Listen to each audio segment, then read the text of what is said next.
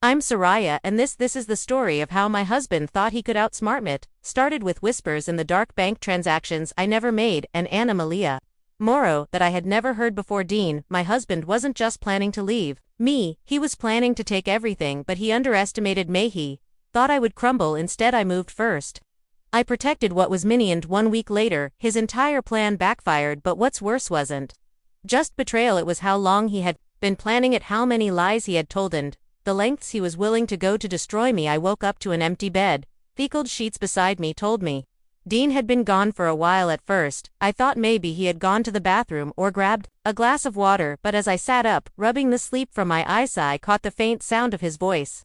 Low, hushed, careful. The hallway light was off, but a sliver of moonlight streamed through the window, casting shadows across the floor. My stomach twisted as I followed the sound. Just a little longer. She doesn't suspect anything yet. I stopped mid-step, my breath hitched. Dean's voice was smooth, reassuring, like was calming someone down. My heart pounded against my ribs. Who the hell was he talking to? I stood there straining to hear more, but the words that followed were muffled. His tone dropped barely above a whisper. My fingers curled into fists. This wasn't some late-night work call. Dean never whispered on work calls. Hell, he never even cared if I overheard his conversations. Before, my mind raced through possibilities, each one worse than Thelist. After a few seconds, I heard his footsteps approaching. I barely had to dart back to the bedroom before he rounded the corner. My pulse hammered as I slid under the covers, figging sleep. A moment later, I felt the bed dip. His weight shifted beside me, but I kept my breathing steady. A few minutes passed, and then he exhaled, slowly, relaxed, like nothing had happened. I turned over, blinked up at him. Where were you? My voice came out soft, groggy, like I had just woken up. Bathroom, he muttered without hesitation. A lie, and the phone call. Dean barely flinched. Just a client had to smooth out some details for a case. I stared at him, watching for any sign of hesitation. Him at my gaze, unreadable as always. Maybe I was overthinking, maybe it really was work, but that whisper, that sentence, she doesn't suspect anything, yet I swallow it, lump in my throat, and forward myself to roll over. My mind was screaming at me, but I ignored it. Not a night, not yet. The next morning I woke up before Declan. He was still fast asleep, his arm draped across the pillow where my head should have been. I slipped out of bed, grabbed my phone, and padded barefoot to the kitchen. I didn't usual like XEA. Our bank accounts. Dean handled most of the finances, and I had never given it much thought, but something felt off. I scrolled through the transactions, my stomach tightened. $500, $1, $207,502,000, a dozen withdrawals over the past 3 months, all relatively small but frequent enough to raise a red flag. Dean and I shared expenses, mortgage, utilities, groceries, but we also had separate accounts for personal spending. These transactions weren't for bills, weren't for investments, and definitely weren't for anything we had discussed. I took a shaky breath, my hands tightening around my phone. Behind me I heard footsteps. I quickly locked my screen and turned to see Dean leaning against the doorway, rubbing his neck. Morning, he mumbled, voice thick with sleep. What's for breakfast? I set my phone down. I was about to ask you the same thing. He smirked, stepping forward to pour himself coffee. Guess it's your turn then. I watched him take a sip, his free hand resting on the counter. I checked our bank account this morning. Dean froze for half a second, just long, His grip tightened around the mug before he forced a chuckle. And there area lot of small withdrawals. I crossed my arms. Things I don't recognize. He barely hesitated, just small investments, a few business opportunities. Dean nodded, setting his cup down. Nothing to worry about, short-term gains, that's all. He was lying. I knew it, I just didn't know why. The rest of the day I tried to shake the unease, but Dean wasn't helping. He was glued to his phone, taking calls in the other room. His screen was always face down when he set it on the table, and every time I looked at him, I felt like there was a wall between us, one that hadn't been there before. That night as I lay in bed staring at the ceiling, my mind wouldn't quiet down. Dean had always been confident, smooth, a man who knew how to talk his way out of anything, but I had been with him long enough to know when something was off, and something was definitely off. I turned to face him. He was already asleep, his breathing steady, his face calm like a man with nothing to hide. I wasn't convinced. A voice in my head whispered the words I had been trying to push away all day. Am I being paranoid, or is something really wrong? The doubt refused to fade, even as the morning light filtered through my window. I had spent the entire night tossing and turning, unable to shake the feeling that something was terribly wrong. Dean's voice from the night before still echoed in my mind. Casual, dismissive, yet calculated, the kind of tone someone used when they were hiding something in plain sight. I forced myself out of bed and went about my morning routine, but my movements felt mechanical. My thoughts were stuck in a loop, replaying every interaction, every red flag I had ignored over the past few months. And then Dean strolled into the kitchen like nothing had changed. "Morning, babe," he said. A quick kiss to my temple. I was thinking we should probably get our financials in order, just in case of emergencies. I froze my fingers, tightening around my coffee mug. "Our financials," I echoed carefully. "Yeah," he said, leaning against the counter, sipping his coffee like this was just another normal conversation. "Like, do you have a full list of your accounts, passwords, assets, that kind of stuff? We should keep everything in one place." I stared at him, my heartbeat drumming in my ears. Dean had never shown an interest in my personal finances. Sure, we had a joint account for bills, but we always kept our personal savings separate. It was just the way we had always done things. I swallowed, forcing a neutral expression. I guess I could put something together. His lips curved into a small smile, but his eyes flickered just for a second. I nodded, like it was no big deal, before changing the subject entirely. But my mind was already racing. This wasn't about us. This wasn't about just in case of emergencies. Dean was preparing for something, and whatever it was, he didn't want me to see it coming. That evening, Dean was uncharacteristically relaxed. He laughed at the TV, scrolled through his phone like nothing was wrong, and even suggested ordering takeout. He was playing the role of a doting husband perfectly, and that's what made my skin crawl. Something had shifted in him. Way he walked, the way he spoke, it was all too easy to well rehearsed.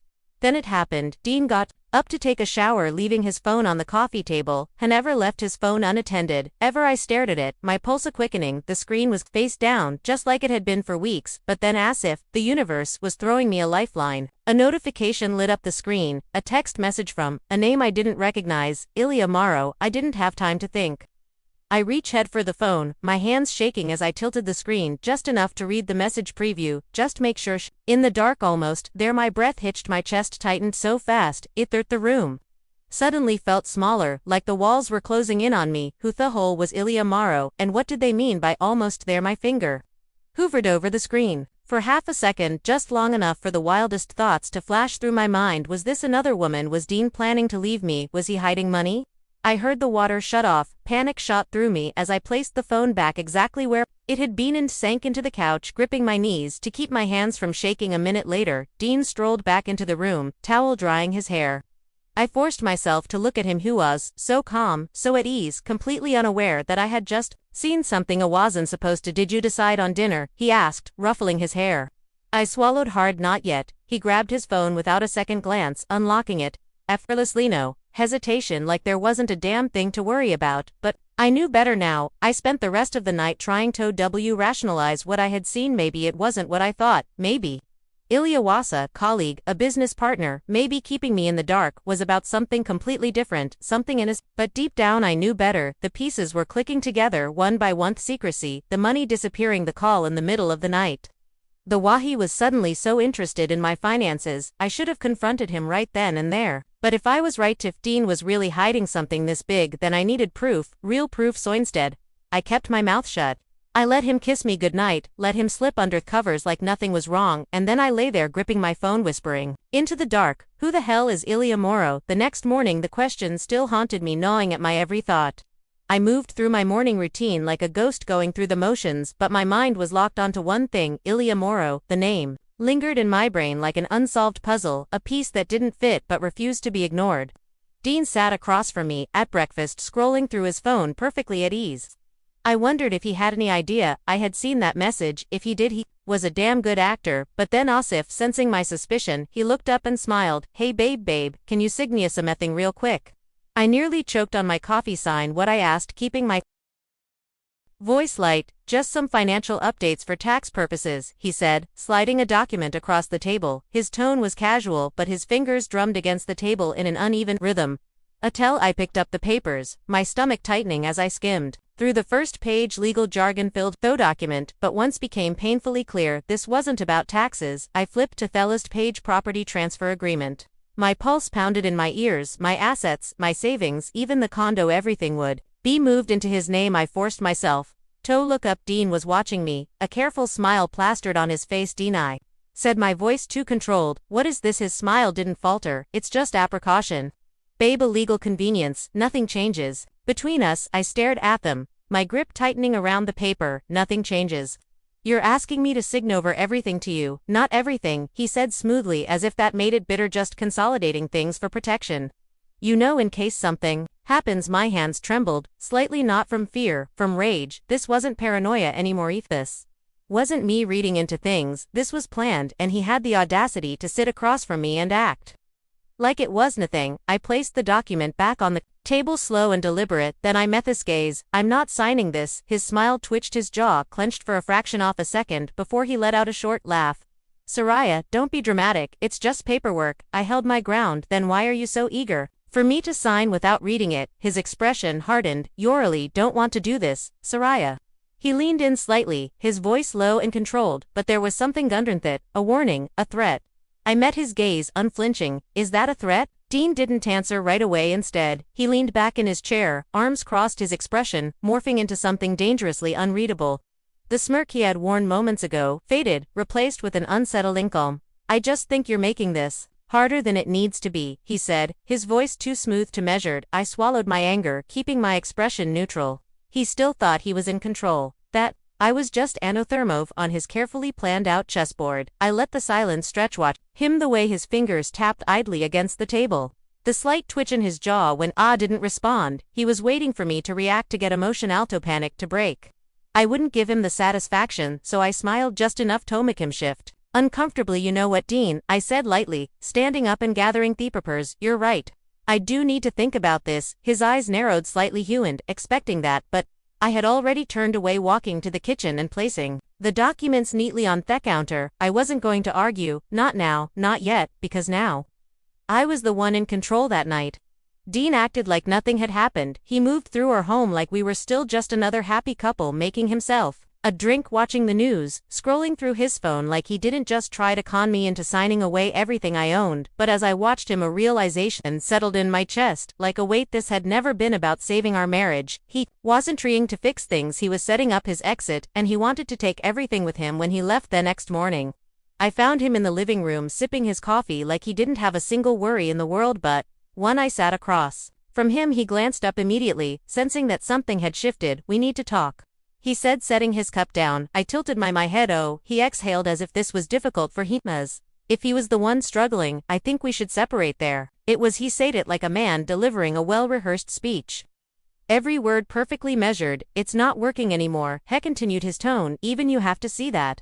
I stared at him, unmoving. He wasn't asking for a divorce, he was telling me it was happening. I let a beat pass, then another before I spoke. You've been planning this, haven't you? A flicker off something crossed his face. Gone before I could name it. It's for the best. Sarah Yawev, grown apart, that's what he was going with. I leaned forward, resting my arms on the table. You mean you want out, but you want to make sure you don't leave?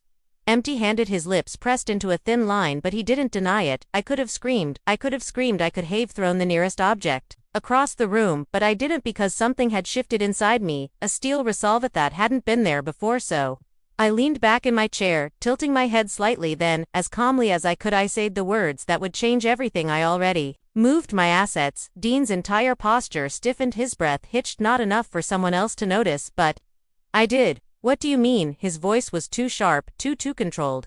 I smiled, slow and deliberate, exactly what it sounds like. His jaw clenched. I saw it then, the second he realized he had lost. He had spent months orchestrating this, setting up every little detail to ensure he came out on top, but he had underestimated me. Monday. He hated that a long silence stretched between us. Then finally, Dean exhaled sharply and stood up. He grabbed his coffee, took a slow sip, then turned me with a look that sent ice through my veins. His smile returned, but this time it was colder, calculated. You're going to regret this, Soraya. She wasn't sure if it was a threat or a desperate bluff. Either way, she was ready. Dean had played his hand, and now it was her turn. The morning air felt heavier than usual as I moved through my routine. Coffee tasted bitter, and the silence of the apartment pressed against me like I told myself I wouldn't let his words from the night before get to me, but then came the knock at the door, sharp, measured, official. I set my coffee down and took a breath before opening it. Eamon, in a navy blazer, stood on the other side, holding a thick envelope. Soraya Kellery's. He extended the envelope, expression blank.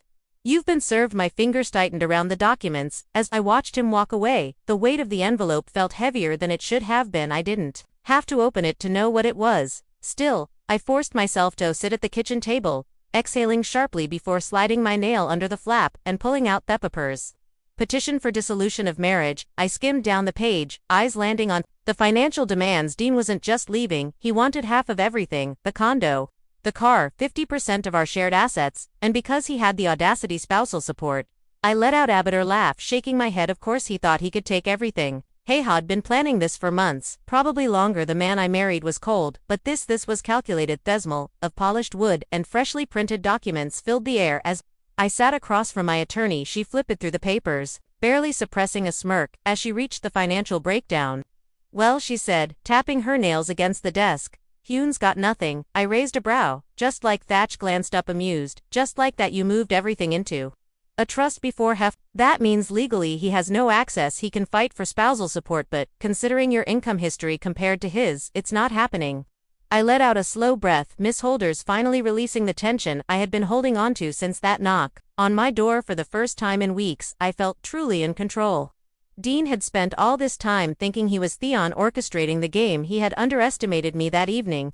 I had just finished pouring myself a glass of wine when the front door slammed open. I didn't even flinch. Dean stood there, fury rolling off him in waves. His tie was loosened and his jaw was clenched so tight I swore I heard his teeth grind. You think you're so smart, don't you? His voice was sharp, venomous. I took a slow sip of my wine, savoring the way his anger twisted around him like a storm. You think I'm finally protecting myself? His hands curled into fists at his sides. You planned this. I set my glass down, tilting my head. So did you? Silence stretched between us, thick with unspoken accusations. Then finale. Exhaled sharply, his eyes darkening as he muttered, "This isn't over." I exhaled slow. I had won the first battle, but the war had just begun. For the first time in weeks, I felt a small sense of relief, knowing that Dean had lost his financial grip on me, but I should have known better than to think he would walk away quietly. The first sign of trouble came at work. It started with looks. Not the usual passing glances, but lingering stares with whispers that cut off the second I entered the room. By mid-morning, me assistant Rachel hesitated before stepping into my office. "Hey, I think you should know something."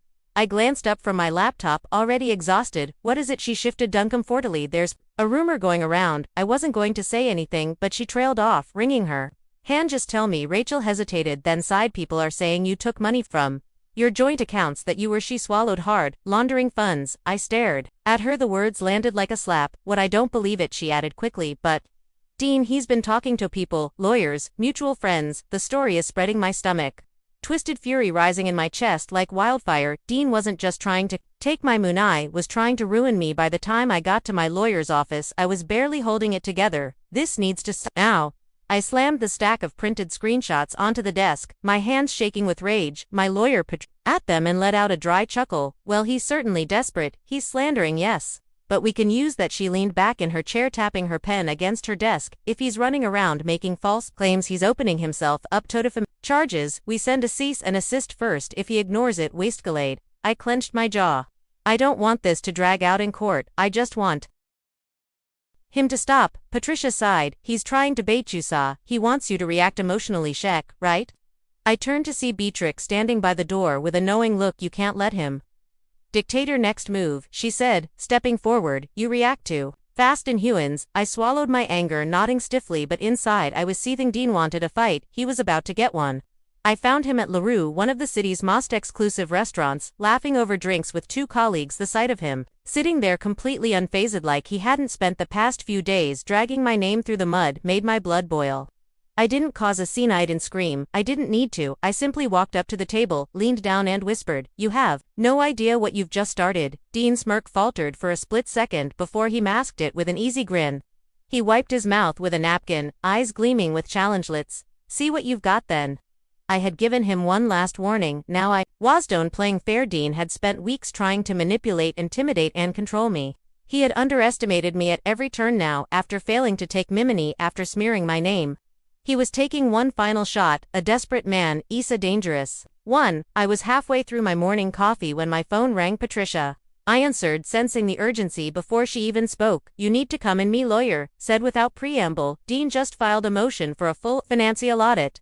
The words sent a sharp jolt through my body. I set my mug down, carefully inhaling deeply. "On what grounds?" Patricia exhaled. "He's claiming you mismanaged joint funds And that Yahoo him a financial settlement, it's complete nonsense, but that's not the point, of course. It wasn't heck trying to drain me, I muttered. Legal fees, time stress, he knows he can't win, so he wants to wear me down. Exactly. A sharp bitterness curled in my chest.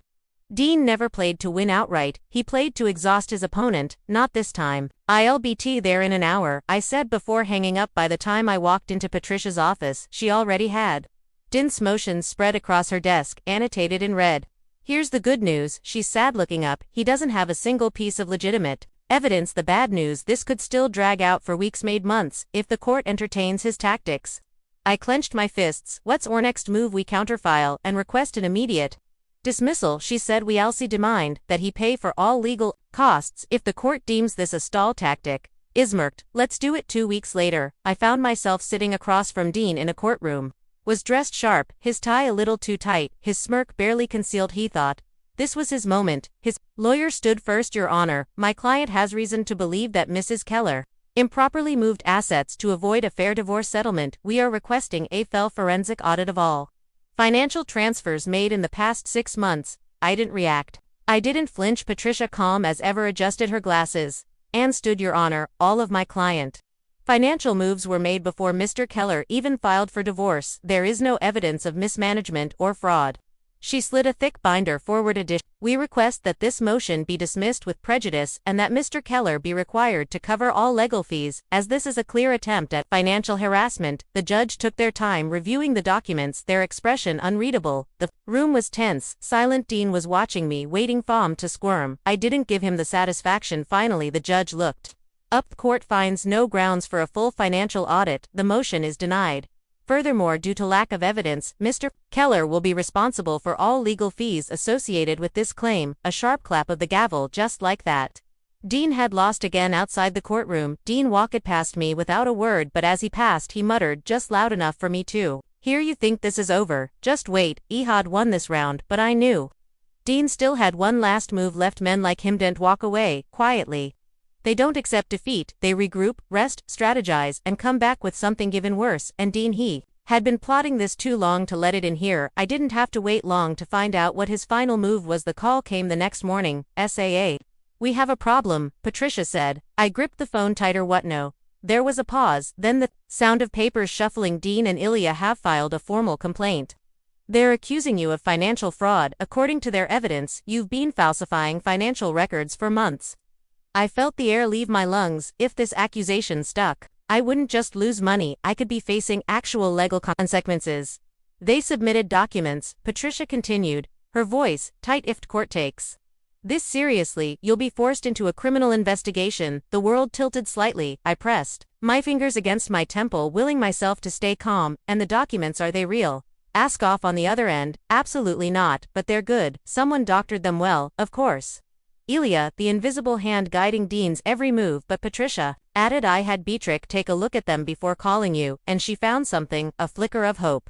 What she recognized, the timestamps on the financial transfers. Someone forget them, but they didn't realize one key detail: those accounts didn't even exist when those transactions supposedly took place. I let out a sharp exhale. That was it. That was the mistake that would ruin them.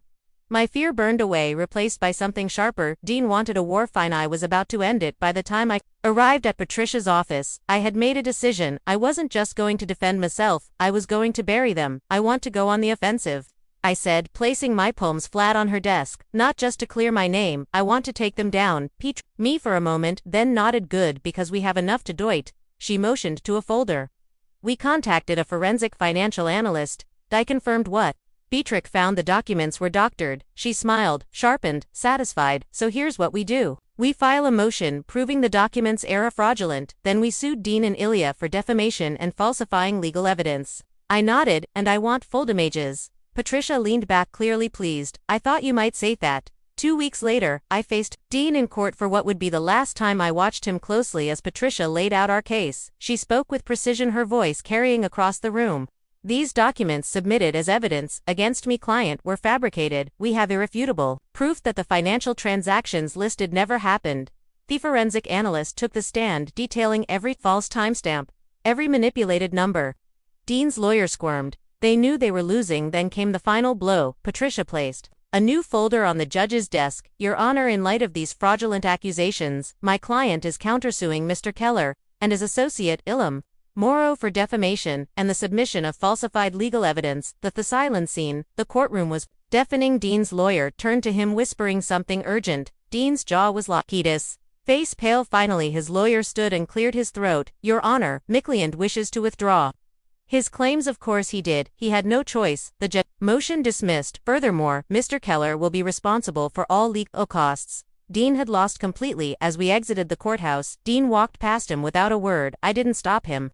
I didn't need to. I let him take a few steps before I whispered, just loud enough for him to hear, we done here. First time in months. I felt something I had almost forgotten. PSC no more court hearings, no more threats, no more waking up in the middle of the night dreading what Dean would do next. I had won. It didn't feel like some grand victory, not in the way I had imagined. There were no fireworks, no dramatic final words. Just silence, the kind that comes after a storm when the sky is still heavy but the thunder is gone, and for the first time that silence didn't scare me. 2 days later, I met with Patricia for the last time. She slid a final stack of papers across her desk. It's done. Dean signed the settlement. I exhaled slowly, my fingers hovering over the documents before finally picking them up. I scanned through the details, even though I already knew the outcome. Dean got nothing, not a dime. His financial claims dismissed, his defamation case backfired, his reputation ruined. He had tried to destroy me, and in the end, he was the one left with nothing. Patricia leaned back in her chair watching me. How do you feel? I let out a quiet laugh, more exhale than sound. Lighter. She smiled. Good, you deserve that. I nodded, slipping those documents into my bag. This was it, the final step. I stood extending my hand. You, Patricia, for everything. She shook it firmly. Go enjoy your life. Saw, you've earned it, and for the first time in a long time. I believed her thought. Vening B, and my mother insisted on a victory dinner. Margot greeted me with a warm hug as I stepped into her home, her eyes full of relief. It's over, she whispered. Yes, I murmured. It is. Beatrix poured champagne, raising her glass with a mischievous grin, to freedom, and to never letting a man think he can outsmart you again. I clinked my glass against hers, laughing. I'll drink to that. Oh. 8. We talked, we reminisced, and for the first time in months, I wasn't constantly looking over my shoulder. I wasn't waiting for the next hit. The war was over. Later, that night I stood on my balcony gazing at the Chicago skyline. The city lights shimmered, stretching infinitely into the horizon. Everything felt different. I was no longer the woman who had ignored the warning signs, no longer the woman who had believed in the illusion of safety, of permanence. I had lost things, trust, time, the version of love I thought I had, but I had gained more strength. Clarity, control. My phone vibrated on the table beside me. I glanced at the screen. Unknown number. I didn't hesitate. Blocked. I turned back to my laptop, opening a blank document. A new chapter, a new story, my story. As I closed my laptop, I whispered, this is my story now. Before we wrap up, let me leave you with something to think about. Life has a way of testing us in the moments we least expect. Sometimes the people we trust the most are the ones who betray us the deepest. But here's what I've learned. Strength isn't about avoiding betrayal, it's about how you rise after it. When I stood at the edge of my marriage, I could let it break me. I could have let fear and doubt consume me, but instead I chose to fight, not just for my finances but for my dignity, my freedom, and my future. And if there's one thing I hope you take from this story, it's this: you are stronger than you think. If you've ever been blindsided by betrayal, if you've ever felt like the rug was pulled from under you, know this: you are not alone. Life may throw its worst at you, but it's in those moments that you discover who you truly are, and summon away from what no longer serves you is the greatest victory of all. Now I want to hear from you. Have you ever faced a situation where you had to fight for yourself even when the odds were against you? Share your thoughts in the comments. I read every single one of them. And if this story resonated with you, drop a 1 in the comments or tell me where you're watching from. And of course, if you want to hear more stories like this, make sure to subscribe to the channel and hit that notification bell. So much more to come. Until next time, stay strong, stay smart, and never let anyone take away your power.